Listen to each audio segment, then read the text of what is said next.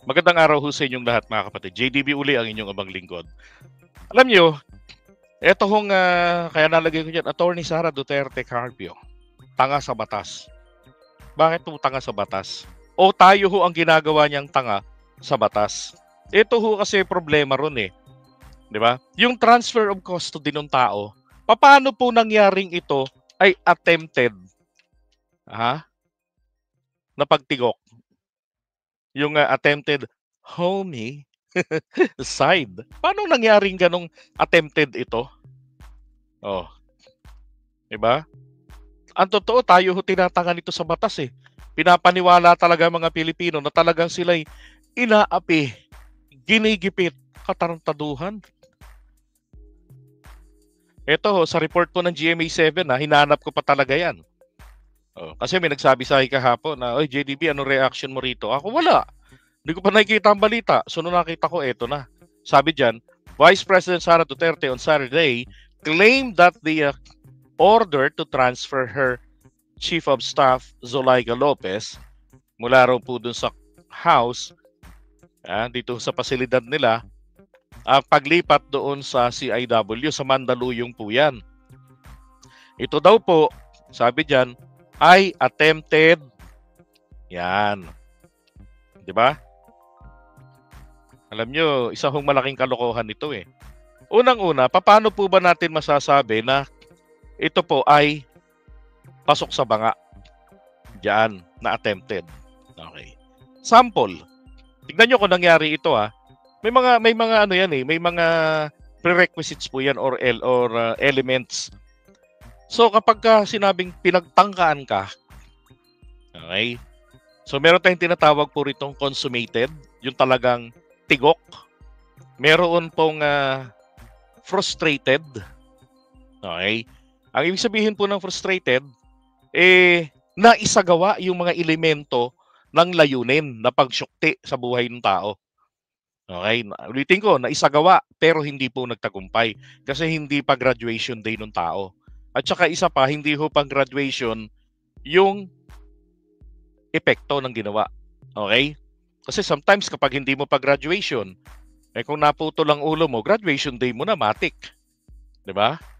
So, yun po yung frustrated. Now, attempted po ang sinasabi niya.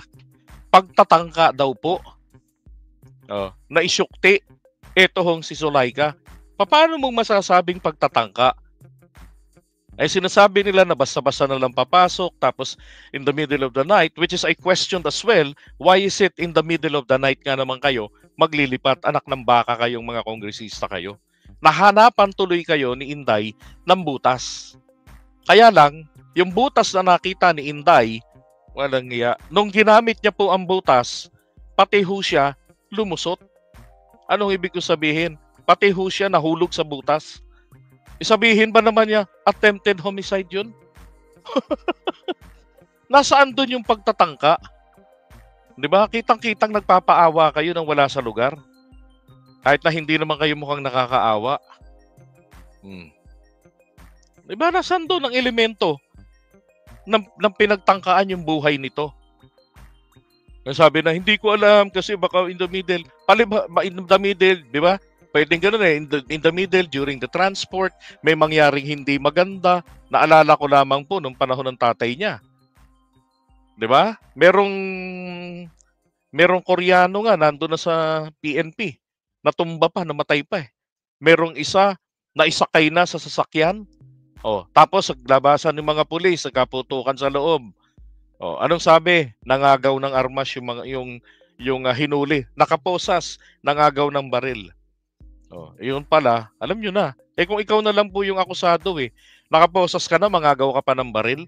At saka kung ikaw ang magpoposas, ipoposas mo ba ng maluwag yun? Di ba?